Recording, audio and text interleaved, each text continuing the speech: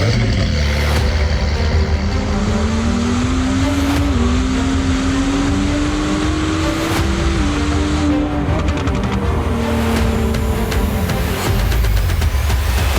is Hard Parking, sponsored by Right Honda and Right Toyota out of Scottsdale, Arizona. Happy New Year to you all. Last time we spoke, New Year's was upon us. Every year there are people who go out to party for New Year's and never make it home. So thank you not only for staying safe, but thank you for tuning in. There's a lot of other podcasts you could be listening to, but you've chosen to listen to Hard Parking. And as we start a new year, there's a lot of stuff to get to. Coming up on today's show, we recap some of the craziness that happened on January 1st around the United States. You know, kind of what I'm talking about. I'll try to keep it not political, but more informative. Also, is college football fan the worst? Q joins us again to talk about the Final Four of college football. I know that this is a car podcast, but you also know that I love college football, sometimes more than cars. I love the Texas Longhorns, and it's not because I'm from Texas, but some years ago, I bought a little jersey for Izzy, which is the dog you hear barking at the end of every episode. Izzy died a few years ago. But in my office, I have a picture of me and Izzy framed. I have his paw print that they give you when you lose a pet. And I have his jersey that he used to wear. So it's an extra small dog jersey. It says Longhorns across the back with a Longhorns logo. So every time I watch Texas, it reminds me of my dog, especially the big games. So in the big games, or the few times that Texas played in a significant bowl game, because they've had a rough time lately, I'd put my fan jersey on, I'd put his jersey on, and we would just sit on the couch, or I would sit on the couch and he'd run around the house in the Longhorns jersey. So that's really where that love comes from. We have a new show sponsor, a little bit of car news, and a little bit of general news. All that and more coming up after this word from 4Wheel Online. For over a decade, 4Wheel Online has been bringing the best truck accessories and truck parts to enhance the appearance and performance of all trucks and SUVs. They are dedicated to providing an extensive range of upgrades that will match any make or model on the road. The truck products cover everything to give your truck a custom look and added functionality. Need a wheel and tire package? Head over and use the configuration tool. They carry all the major brands of wheels and tires, so go get outfitted today. Visit them online at 4Wheel Online. On New Year's Eve, we moved out my daughter, her fiance, her 3 kids, and her dog. They've been here for roughly 3 months, as you've heard me kind of talk about here and there. And you know what? It wasn't as bad as I thought it was going to be. And I think I said that on the last episode. But one of the things is we had plans on New Year's. My wife and I went out with some friends, but my daughter wanted to make sure we got as much stuff done on New Year's Eve because that was the only day that her fiance was off. Technically, they don't have to be out of the storage until January 8th or 9th. And they got the keys to the house on the 31st as well, on New Year's Eve. Well, first off, in the morning, my daughter decides to make an appointment. And this is important. She makes a work appointment at the last minute on New Year's Eve. And so she tells Mario, you go pick up the truck. And I'm thinking to myself, okay, so you have the 8-month-old, the 2-year-old, how are you going to go pick up a moving truck with that? So I tell him, Mario, I can take you, but first let me wake up my mother-in-law, let me wake up my wife, make sure they're up to watch the kids. So my daughter didn't think about that, and I love my daughter. But sometimes she has no logic, and everybody knows it, and it's very frustrating. So you're going to go to an appointment, and you're going to have your man pick up a moving truck and just assume that everybody else in the house is going to watch the rest of the kids. The other kid is 6 and he's fine. He could take care of himself. Not ever by himself, but you know what I mean. It's not like having to watch an 8-month-old and a 2-year-old. So I wake up everybody else. I take him to go pick up the truck. I wait for him. He gets the truck. We come back over here. Now I'm waiting for a back brace. I have back problems like many of you. And I decided if I'm going to help them move, I'm going to order a back brace because I'm not going to blow my back out for nobody because it sucks when this happens. So I ordered one and Amazon changed. The night before I ordered it and it said delivered tomorrow morning between 5 and 10 a.m. I said, great, perfect. It'll be here in time for the move. So around 10 a.m. happens and I'm checking online because my wife wants to start to pack the truck. And I'm thinking to myself, I don't want to go to the storage and help move anything until my back brace gets here. So I check Amazon and it's Now it's changed the delivery date to Thursday, which is 2 days from moving date. I go, no, that's not going to be any good. I cancel the order. My wife decides she wants to go pick up groceries, which is great. Picks up groceries. I tell her to stop by the store and buy me a back brace at Walgreens. All this is important. So by this time, it was 11-ish, and my wife had brought up moving more than once. And Mario said, it's okay, we have plenty of time. I go, okay, yeah, we have all day. So, okay, cool. So when my wife calls me from Walgreens and says, hey, what size back brace do you want? I go, I don't know. What size do they have? Well, they have small, medium, and large, extra large. I go, I don't know what size I need. Just pick one. Well, they have 4 different kinds. I go, well, pick one that's for lower back pain and shows on there that you can pick stuff up.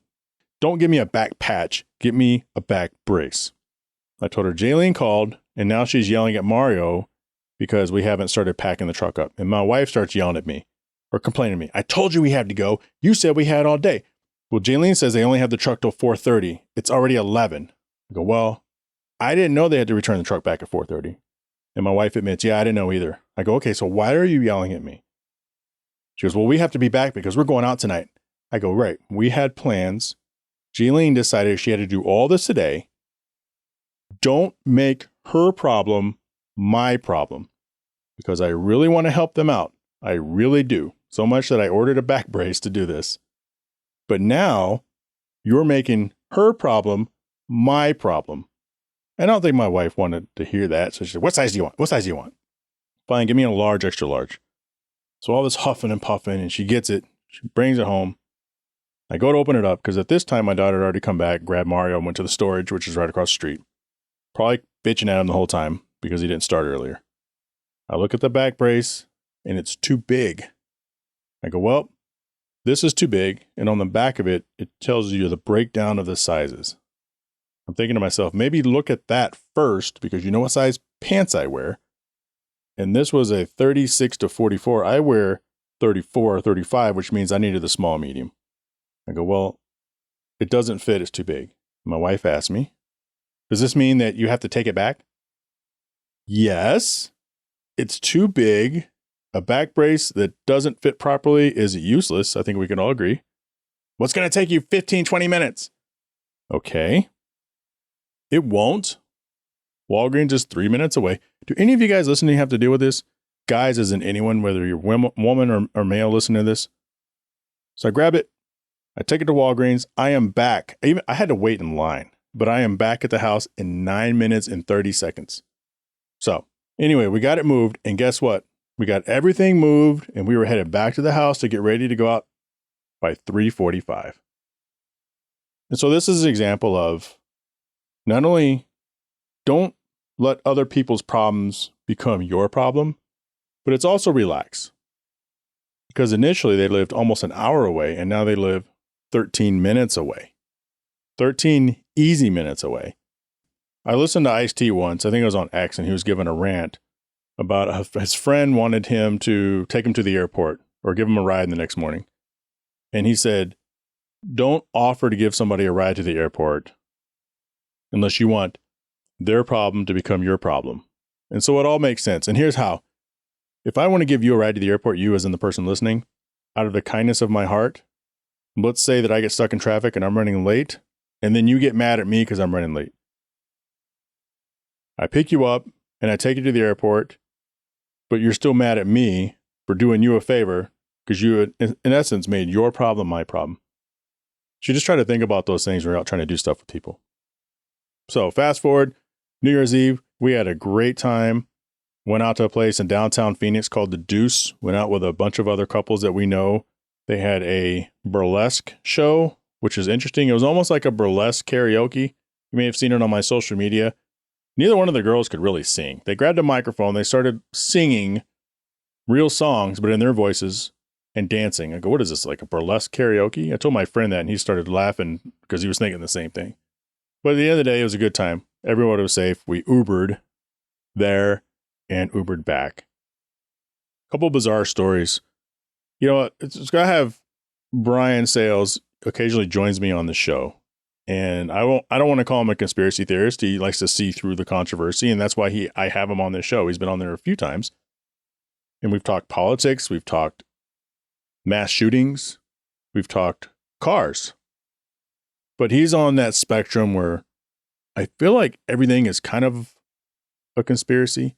I think it's okay. Sometimes there's just a whack job out there. Not everything's a conspiracy. Sometimes things are related to other things. Sometimes it's just coincidence. I know some people don't believe in coincidences, and that's a different type of mindset, and I understand that. But sometimes things just what they are.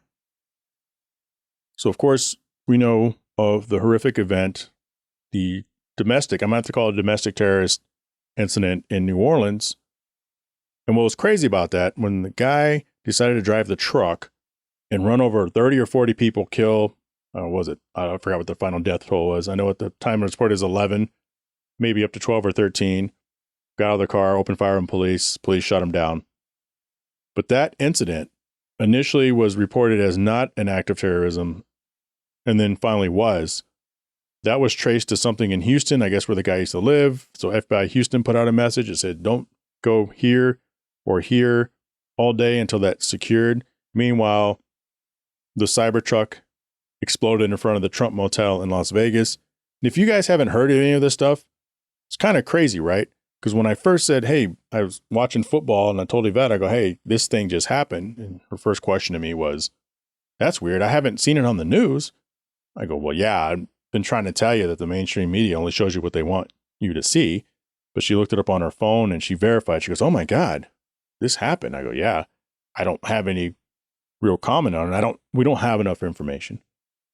But when we're watching the first football game, and they didn't even talk about the Trump Hotel Cybertruck explosion. They just talked about in New Orleans because the game was coming up in a few hours. And so they decided to postpone the game for the next day, the following day. And they had urged people in New Orleans to stay in. Don't go out of your hotels. Just don't go around New Orleans. And we both looked at each other and we said, that's weird.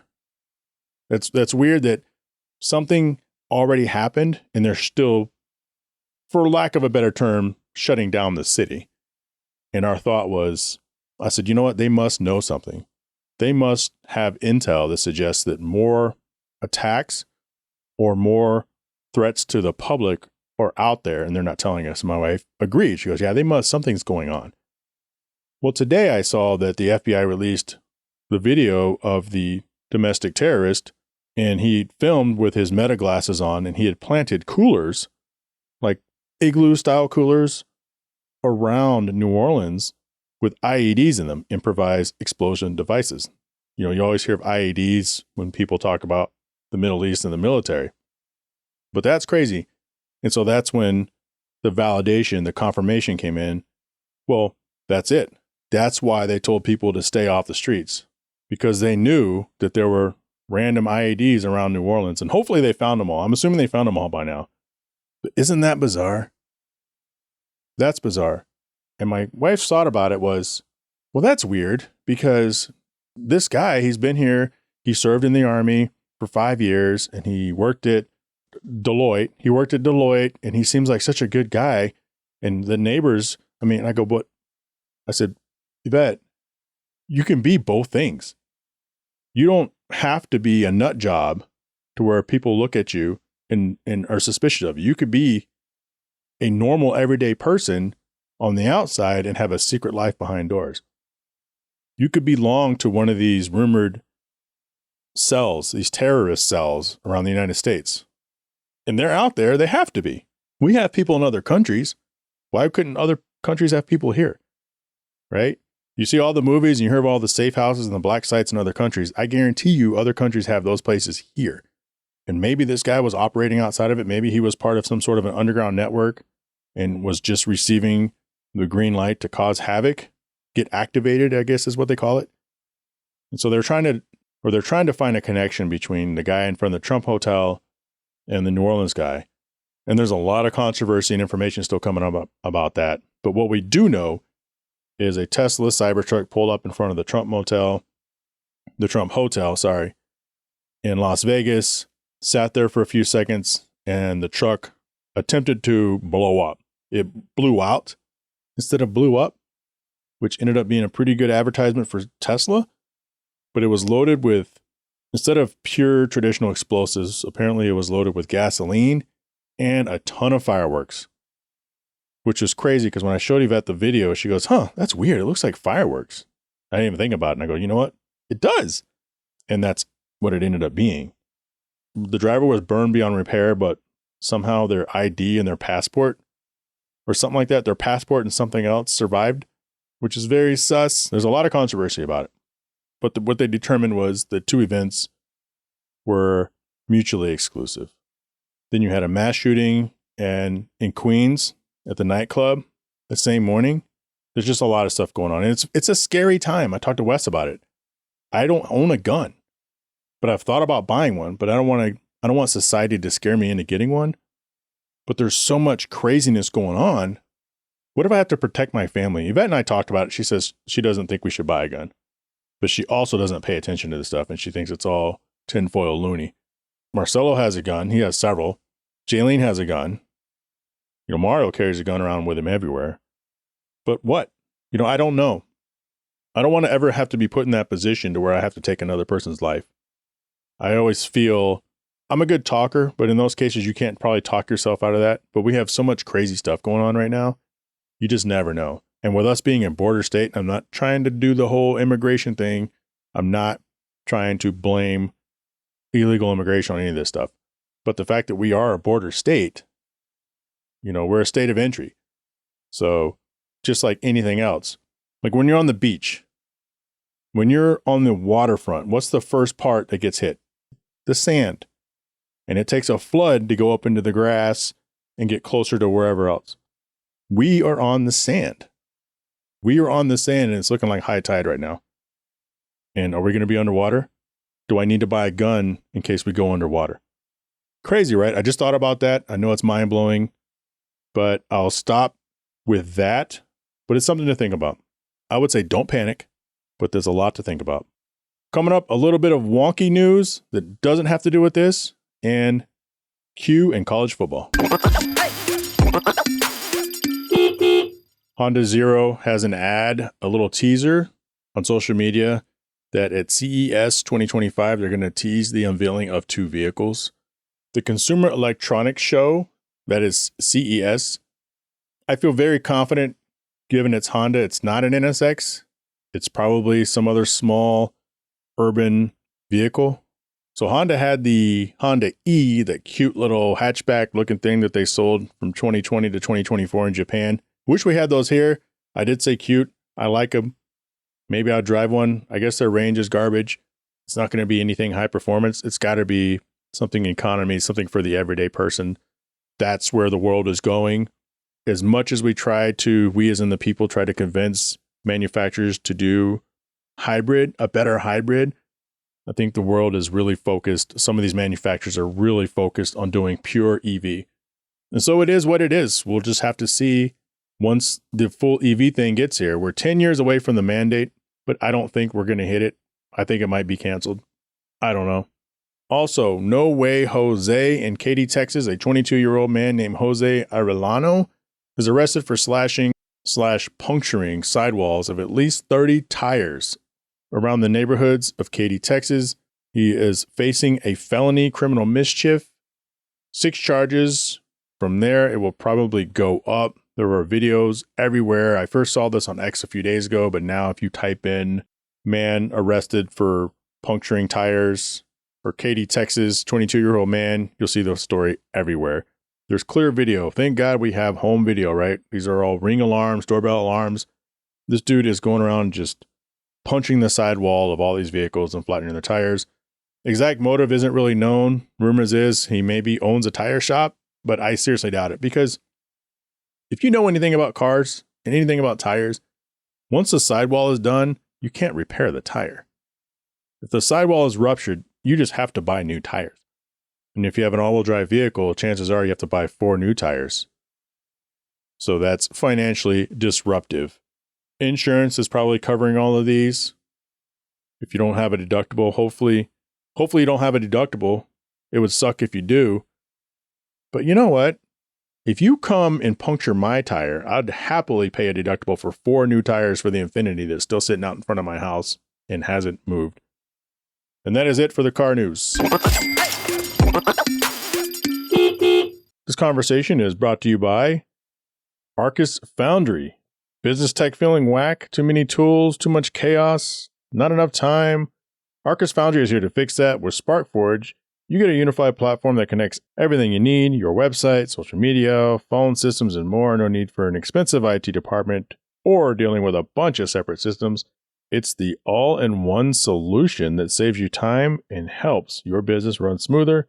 Head over to arcusfoundry.com and use code HARDPARKED to get your first month free. Upgrade your tech and get back to business. Well, as promised, we are rejoined by Mr. Talk2Q. Quincy, welcome back. It's been a couple weeks since we did the last college football. People are just going to have to suck it up listening to a car podcast about it. But now we're down to the final 4 teams. What are your thoughts on what we just saw with Notre Dame and Georgia, 23 to 10? Man, first of all, thanks for having me back on. I love talking football with you. I'm shocked. I really am. It's not that I didn't think Notre Dame was capable, but to win by 2 touchdowns is something completely unexpected. They just made the plays when they needed to, and Georgia couldn't. I was stunned. Did you have any idea that Notre Dame could pull this off? I wasn't sure, honestly, because it's the same thing I've been saying about a lot of other teams. I don't know how good they are when I watch them play against other teams, because they all seem to cancel each other out. Everyone plays like a Big Ten team lately. And here we basically have 2.5 Big Ten teams out of the Final 4. But back to Oregon, remember what I said the last time? I go, I don't know how good they are. And I think they're better than what they showed this weekend, but Ohio State's been pretty consistent, and they put that beat down. And I guess I just jumped to a completely different game with you. But as far as Notre Dame, I knew they were capable, but I didn't know about this. And I thought when Kirby Smart went for it late in the first half, when there was, I think it was 3-3 at the time, maybe 6-3, on 4th down, deep in his own territory, and didn't converge, and then they gave up like 2 scores like immediately. It's going to be a long day. Yeah, definitely. Both coaches took some chances, and it didn't quite work out in Georgia's favor. They had some very untimely mistakes, including like the guy that ran into the referee on the sideline, on their official on the sideline. Just craziness. But more drop balls than anybody in college football. My goodness, some wide open, easy catches. And so I just have to give Notre Dame credit. But for Riley Leonard, their quarterback, to have, I'm not even sure if he had 100 yards passing. I mean, for him to have the game that he did statistically, but he made the first downs when they needed them with his legs and everything, man. Just kudos to Marcus Freeman and what he has those guys doing, because I'm used to Notre Dame getting into the playoffs and flaming out. Right. And I remember when they first hired him, first black coach at Notre Dame history, and I think the first year didn't go very well, and people, you know how they are, they wanted him out of there. So it's cool to see that kind of success. And I think going into this game with Gunnar Stockton, I think was his name. Mm-hmm. And of course the Florida State guys are like, well, it's a backup quarterback, now you have to kick him out, because Florida State's never going to let that live down from last year. But he played really well against Texas.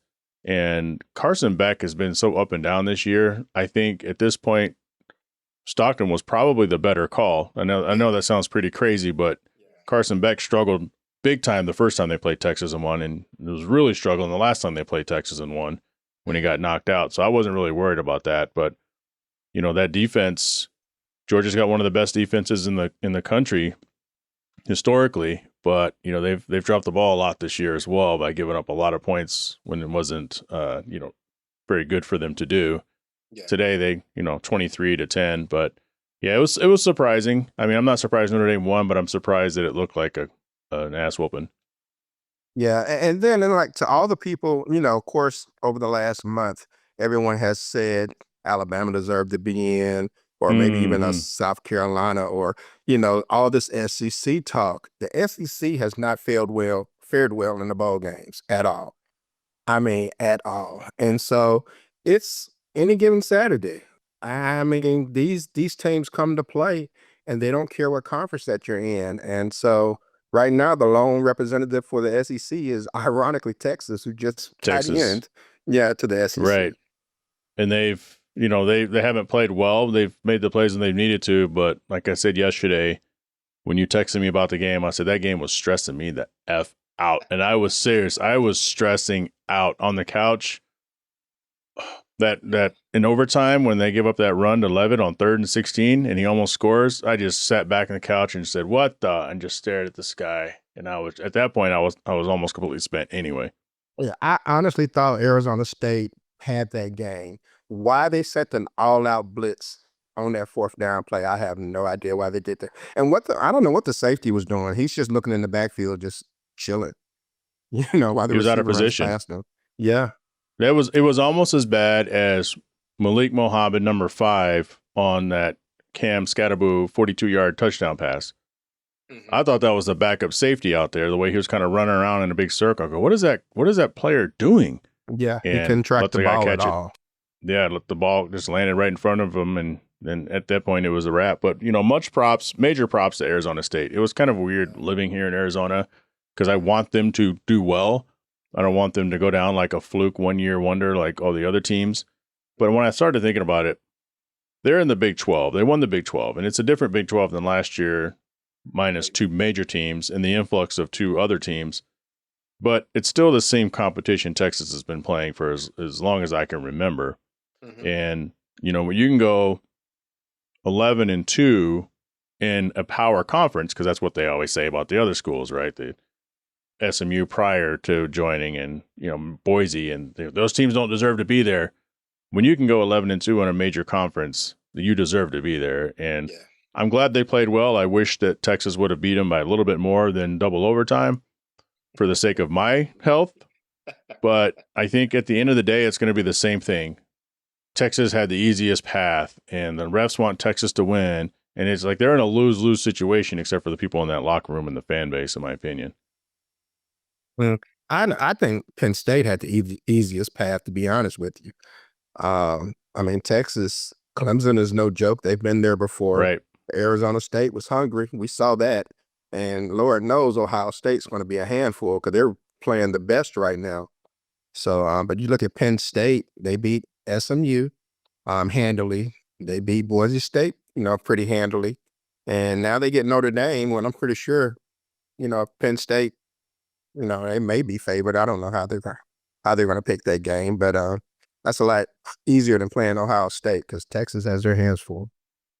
Right. When you look at it, like I said, it's really 2.5 big teams left. So whether Ohio State plays Penn State or played Notre Dame, they play each other every year anyway. Mm-hmm. Yeah. So this Texas versus Ohio State is going to be the first time they've played, I think, since the 2008 or 2009 Fiesta Bowl with Colt McCoy and those guys, and they won basically on a walk-off touchdown with less than a minute left on a post play. But it's exciting. What are your thoughts now that things have settled on the Heisman thing? So we saw Travis Hunter in Colorado get destroyed. Unfortunately, I wish they would have played better. They picked a hell of a time to play the worst game of the season. Yeah. And then, we saw Ashton going up against 8 in the box all day against Penn State. I don't know why people were coming down on Ashton on social media. People were saying, this guy's not worthy of the Heisman. He only had, 100 yards against Penn State. I'm like, do you know how hard it is to get 100 yards against Penn State? Especially when they know you're going to get the ball. They haven't given up too many 100-yard games all season. So for him to get that, to me, shows how great he is. And and you're 100% right, because when you watch the game, they were stacking it, and he had it was like almost like Barry Sanders, where there was literally nobody there to block for him. He had 2 or 3 men in the backfield every time he got the ball. Mm-hmm. He made a lot of people miss. And he did his impersonation of Barry Sanders on some plays and Emmitt Smith on the others, as far as spinning off a contact and doing things like that. So I was still impressed by the guy. But as far as Travis Hunter and Colorado, I think Travis still put up some decent numbers, but that was just a horrible game, man. BYU they didn't care about anything. They just destroyed Colorado, and I did not see that coming whatsoever. I don't think anybody saw that coming. That looked like Colorado last year, and I think Travis, he did really well when given the opportunity. I still have a big question mark on him at the next level because I still don't know how fast he is. I don't know if he's really a lockdown corner. And when you listen to these announcers, they overhype these players so much. Like, I swear, if I have to hear that Jhae Barron is the number one defensive back in the country another time, the guy from Texas, I'm going to throw something at the TV. And I'm a diehard Texas Longhorns fan, but they must just sit back and watch nothing but film all day to determine that, because he just looks like a regular college corner to me. I know he makes some plays, but there's some other guys I see around the country that make bigger plays, like Caleb Downs and them boys. Like Caleb Downs that came from Alabama last year, and now he's on Ohio State. He's basically their big star on defense. I see him making more plays, and Travis Hunter, I don't know, on defense, he doesn't get challenged, but I'm not convinced that he's a great corner yet. I like him better actually as a receiver. I think he tracks the ball very well as a corner. If he decides to go full time as a corner in the NFL, I would think the ceiling for him might be a Pro Bowl. But as a receiver, I guess him being a guy that can get you 1,200 yards, with a good quarterback. Because when the ball's in the air, man, he just finds a way to get to it. Right. I mean, that makes him a valuable corner and a nickel or a dime back as well. He's a great ball hawk. But yeah, you're right. You have good hands, they're not going to put you on defense. Right. You're going to be the gadget guy. Exactly. You're going to be the like I think I said, like a Percy Harvin or Peter Warrick, and who's the guy? I can't remember his name. He played on the Vikings for a long time, and I think now he was on the Cordell Patterson. He's like one of those guys that just Debo Samuel, a really tiny version, but he's one of those guys that are just playmakers. They just try to put the ball in his hands. Utility guy. So, but hey, I do want to ask you about something before I forget. What did you think about Cam Ward sitting out the second half of that Miami game to avoid getting hurt after he got the touchdown record? I think that was prearranged with the team, and I personally don't have a problem with it. I think I heard some people say, he quit on his team, and other people say that they don't have a problem with it. I didn't really have a problem with it because they have nothing to win in that game other than the game itself, but it means nothing. We know college football, the final game means absolutely nothing. Even if you win the national championship, you have a national championship at the beginning of the next season, you may not even be ranked preseason number one. Right. So I think it was a business decision for him, and good for him. That's fine. He's made some great passes. I can't wait to see him at the next level, but like anybody else coming out of college, I'm just a little skeptical on him as a player just because I haven't seen enough. Yeah, I've never seen anything like that before. And I know people were calling him selfish. And I mean, technically, is it selfish? Yeah, you're thinking of yourself because you want your future to be intact as far as going to the NFL. It's about as selfish as a prenup, I guess. You're just protecting yourself. So I kind of understand what the guy did. I had never seen anything like that before. I mean, if he would have continued to play, I'm pretty sure they probably could have found a way to win that game. But man, that was just something that just blew my mind at first when I saw it happen. The way he was playing and the team was playing around him, I have no doubt that they would have won that game. And they still had an opportunity in the end without him playing in the second half. But I didn't really think anything of it at the time. But it was just me watching two teams that I don't really care that much about. I'm just watching because I love college football. But then when it came out afterwards, that's when I started kind of reflecting. I was like, oh yeah, I guess I could see why people might be upset about that. And at the same time, I guess I could see why it was a business decision. But to be fair, he could have got hurt in the first half too. Yeah, that's true. And all the people who were upset were Miami fans and gamblers. But outside of that, I don't think anyone else had a right to really be upset. But I would much rather see Miami go up against Colorado. That's the bowl game I wanted. Yeah, that would have been good. And then, the Michael Taft targeting non-call, that's what everyone's kind of sitting on right now in the Arizona State game. What are your thoughts on that? I don't know if I told you my thoughts on that already. No, you haven't. You haven't. But I've seen worse. I've seen less called. So I was fully expecting them to call the targeting. I don't necessarily have a problem with it. If you're going to make calls like that, as long as it's consistent, I don't care. But I'm really surprised they didn't call that as targeting. Yeah, there were a lot of missed calls in the game, and I was texting back and forth with a good friend of mine who's also been on the show, but it's been a while. He's a diehard ASU guy, And he's one of those honest sports guys too. So I'm sure that he was really ticked off about it, but I think he understands. And we don't like to make excuses for our team. I think that I've seen worse hits, but at the same time, that gets called targeting 90% of the time. I hate targeting in college football. I think at least 50% of them, maybe even more, aren't actual targeting, but they call it anyway on the players. But I mean, the play with I can't remember his name on the Isaiah Bond going across the middle, that gets called targeting all the time too. Yeah. That, one could easily say that's worse just on impact. If Isaiah Bond would have laid there for a while, they probably would have thrown a delay flag. But I don't have a problem with either one of them not being called. Yeah. But to your point, they normally both of those are called, and that would have been on each team. I obviously have a big problem with Scatterboo's push off on the catch and the jersey being tugged of the Texas receiver. But I also have a huge problem with Bert Auburn missing 2 field goals on the Texas side. But one thing I would say about that, he is. Yeah, I've seen him miss too many big kicks. I don't care if he's the number one kicker in Texas football history. I've seen him miss way too many important kicks. And as far as the non-call on Michael Taft, I was looking at it, and that occurred at the ASU 40-something, maybe 43, 44, 45-yard line. Move the ball at 15 yards. There's no guarantee because they have no kicking game.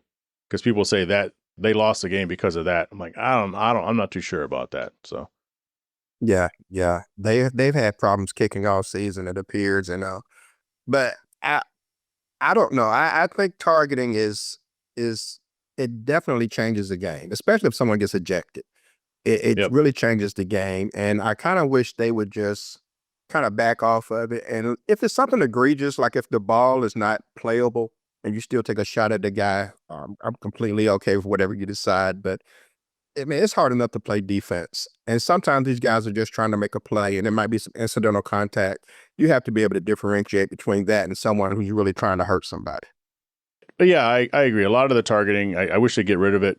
Well, not the call, but I wish they would stop ejecting the players or making them lose the next. So if you get, for people listening, if you get called for targeting in the first half, then you have to sit out the second half of the game. If you get called for targeting in the second half, then you have to sit out the first half of the next game, regardless of when it is. So if it's the last game of the season, you're sitting out the first half of the first game of the next season. And so I think it should be a 15-yard, basically an unnecessary roughness flag. And to your point, depending on what it looks like, because you can tell. You can tell when someone leads with their head with the intent to hurt somebody versus just trying to make a football play. And in my opinion, actually, now that I think about it, and maybe it's because I'm a diehard Texas Longhorns fan, but I try not to be that type of guy. I feel like Michael Taft was trying to make a play. The other guy on Arizona State was trying to break up the ball, but that's one of them that they would probably, and they didn't even look at it, but that's one I could see getting called for the more egregious I agree. version of it. So, but yeah, I think they have to change the rules of the game because it's a little extreme. So, Texas, Ohio State, how do you like that matchup? How do you see it going? And obviously, Notre Dame and Penn State. What do you got? Well, with Texas, Ohio State, I think Ohio State's just hitting on all cylinders right now. They're a favorite by 6 points, and that's probably going to move as we get closer to the game. Yeah. So I would expect Ohio State to be able to pull that one off. I mean, you never know. Things have been a lot of surprises this year. And then with Notre Dame, Penn State, man, at this point, I really feel like Notre Dame can get them because I'm not a huge fan of James Franklin as a coach for Penn State. And I think at some point he's going to put his team in jeopardy with a decision. And so I'm gonna take Notre Dame in the upset over Penn State. So you got Notre Dame and Ohio State. Who wins that one? Or do we? It's a couple weeks away. We can get back and talk about that one once that's set too. Well, as a Michigan fan, I'm hoping that the season gets canceled and they never play the game. But if they have to play, I'm afraid Ohio State is probably the best team in the country right now, and that they would win. Yeah, regardless. Now, I think Penn State, they did give Ohio State a good run for their money early in the year, but I just think if it's Notre Dame or Penn State, Ohio State can get them. So, but God, I'd hate to see either of them win. I really would. Well, you have to keep your eyes on Texas fan then. right now. Yeah, I'm a Texas fan right now to win it all because I don't want Penn State to win it. Texas offense has to play better. They have too many weapons. I felt like Sark was calling a conservative game, like he was maybe trying to save plays, which you can't do. No. But, you know, the thing about that game is Will Leavitt. Did you know Cam Scatterwood won the offensive MVP of that game? No, in a loss. Yeah, wow. I saw like the presentation online, which is it's cool, I guess. But Will Leavitt, in my opinion, is the reason why that was even a game, because there were so many times when he dropped back where he would have been dead by the fast, hard-hitting Texas defense, and his elusiveness and looking down the field and throwing dimes when he needed. I mean, obviously they lost the game, but I think Texas got tired of chasing him around, and I don't know if there's another quarterback left that can do that. Yeah. And that might be the difference between it's matchups, right? That might be the difference between, you know, Texas could get boat race, but maybe not.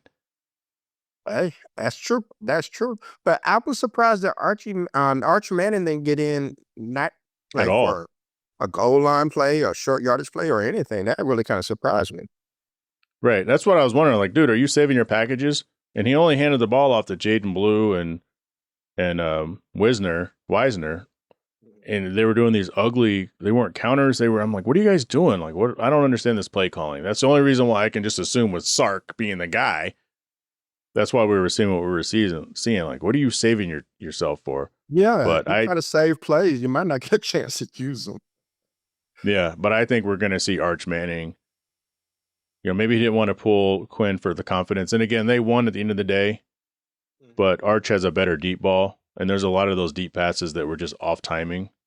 Yeah. And when you got, you know, your Isaiah Bond, and they need to get that kid number 11 the ball more. He's the one who returned that punt. Okay. I don't know. Because he's a wide receiver, but he's one of those gimmick plays. I mean, bubble screen. That's a bubble screen guy all day. Yeah. So we'll see. Because back in the day, it's like, well, Ohio State's Big Ten, and Big Ten is big and slow. And SEC and everybody else is fast, but in the NIL period that we have now, everybody's fast. Yeah, so and Ohio State is a wide receiver factory. My goodness, they crank them out every year. And that freshman they have, man, he's great. Smith, he's great. Yeah, he's a man child. Yeah, so that'll be interesting. But if they can block, it just sounds obvious, right? But if they can, well, they got good running backs too. But if they can, the battle's going to be in the trenches. And that defensive front seven for Texas, you know, if they can get penetration, it's going to be a long day. Yeah, because Ohio State has two good running backs. So it's definitely going to be won or lost in the trenches. All right, Q. Well, thanks for jumping on right after this, or right after the Notre Dame defeat, or right after Notre Dame win over Georgia. And we'll see what happens here within the next week or two. And then we'll get back together and talk about the national championship. I didn't even give you mine. I obviously I would like for Texas to win. And I think they still can, but we'll know what Texas team shows up after the first 6 minutes, I'll say. But I wouldn't be surprised if it's if I had to put money, it might be Ohio State. You know, Ohio State and God, because they know the other teams. It's like that. It's like a rivalry. You have three of these teams are basically rivalries with each other. So it's hard to tell. But I think Ohio State's probably going to win it all, which will be good for Ryan Day. Not that I'm a fan of theirs, but everyone wants him fired because he can't beat Michigan. Right. So. I actually saw that guy smile in that game. I didn't even know he knew how to smile. Right. But, all right, Q. We'll do it again. Right. Thanks a lot, Jay. Later. I want to thank Talk2Q for joining the show. It's always a fun time. Again, I love college football. I even like NFL. I just don't talk about it very much. But that was a fun conversation, and that is going to have associative content on YouTube. Look for that to drop Monday or Tuesday. Some exciting changes coming to the show, which may include a new segment or two. Also working on some remote locations for recording. It's been a while since I've done that on a consistent basis. more recurring guests, and a few other things in the works. So 2025 looks to be a very exciting year for the podcast. So with that being said, I want to thank Wright Honda and Wright Toyota, Toyota of Huntington Beach, Claremont Toyota, and Gardenia Honda, FullOnline.com, ArcusFoundry.com. Welcome to the podcast. AutoCannon officially licensed Honda and Acura gear.